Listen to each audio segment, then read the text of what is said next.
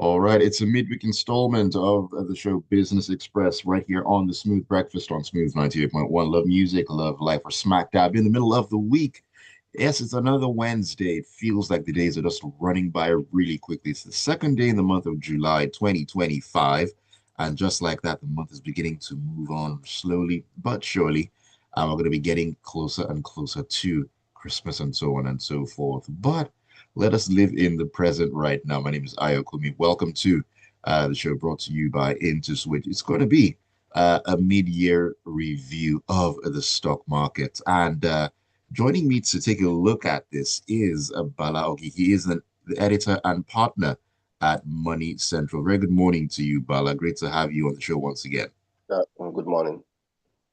All right. So, for you listening to us, you can join the show by keeping up with us on WhatsApp.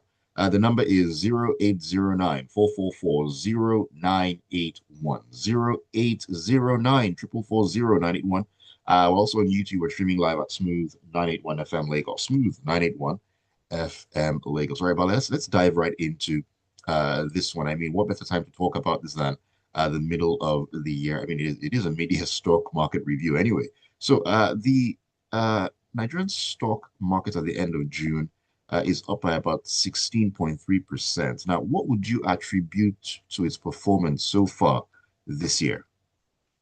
Yeah, basically the stock exchange finished on a positive note in June, 16.39%, and that could be attributed to the performance of consumer goods stocks.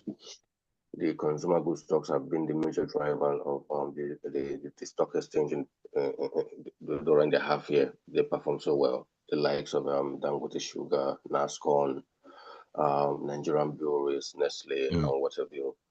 And though we've not seen a sporadic rally as we expect, which I believe will happen mm. maybe in the third quarter of the year, thereabout. So basically, was basically driven by the consumer goods stocks, which were the best performers. Okay, consumer goods stocks doing the business right there. Okay, interesting.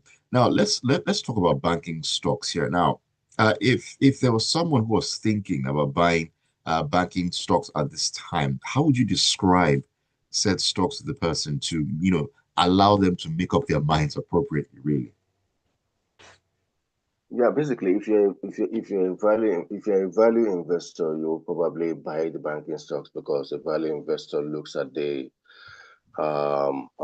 intrinsic value of stock. If you are the kind of investor that invests for the future, you'll probably be buying the banking stock because these are stocks that are going to make a lot of returns in the next 18 months. So they are undervalued and they are cheap.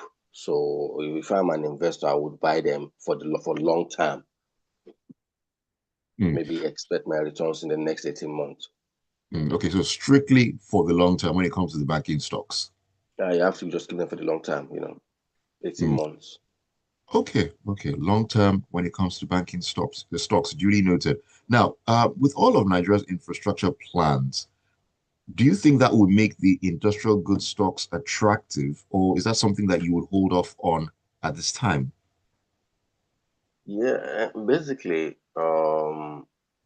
if you look at the industrial stocks, you look at the likes of Dangote Cement, Lafarge, Boa Cement. Basically, the infrastructure spend boost the earnings of industrial stocks.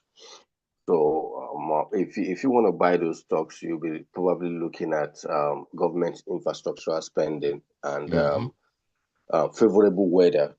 When you have favorable weather, you have more construction activity, probably during the dry season and what have you. So that's also a factor that drives industrial companies' earnings and infrastructural spend. So if I'm an investor, I would look at the federal budget, how much government is spending on capex.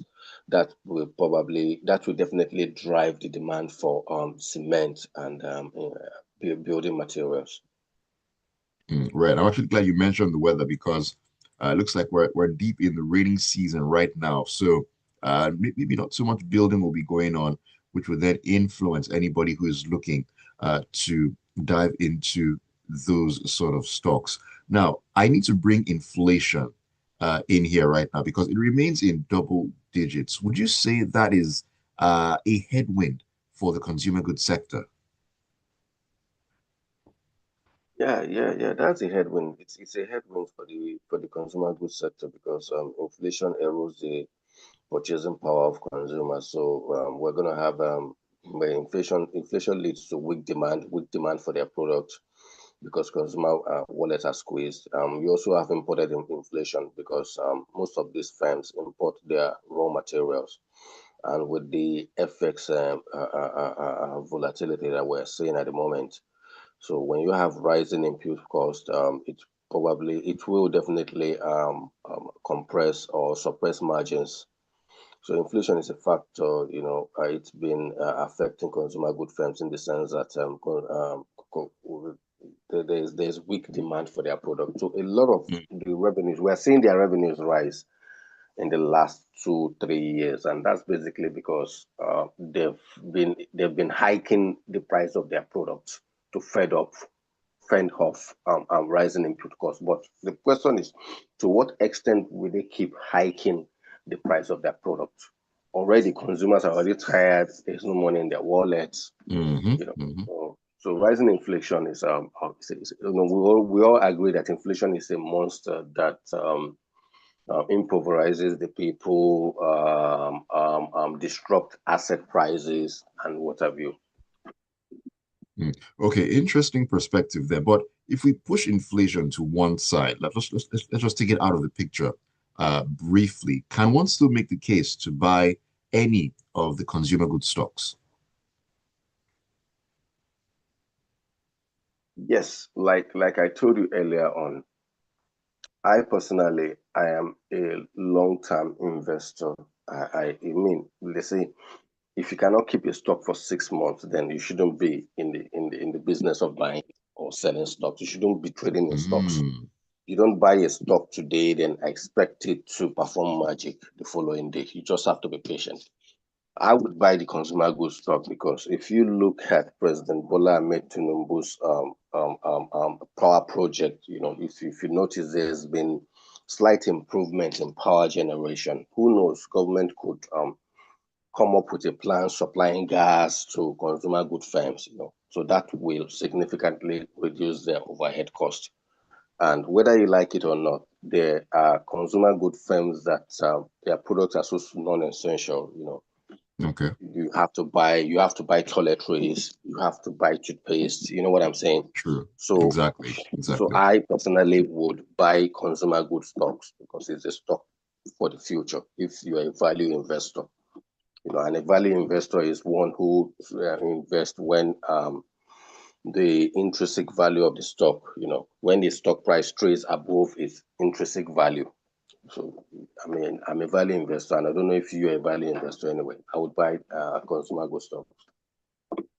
Alrighty, if you're a value investor, consumer goods stocks are definitely for you. Okay, let me bring this as we begin to get to the end of the show. Let's talk about oil. Now, Brent crude specifically, it's down about 10% in the first 6 months of 2025. Do you think that represents a problem or presents a problem for oil and gas stocks on the Nigerian exchange? Yeah, of course it does. It does. It does because if you look at surplus at the moment, surplus is not doing too badly.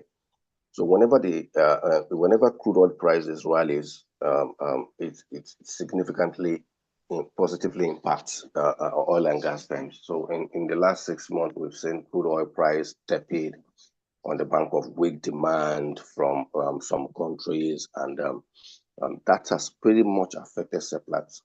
That hasn't affected surplus stock so much Okay, as expected because oil and gas firm had enjoyed a tremendous rally, so tremendous upward trajectory in oil price last year.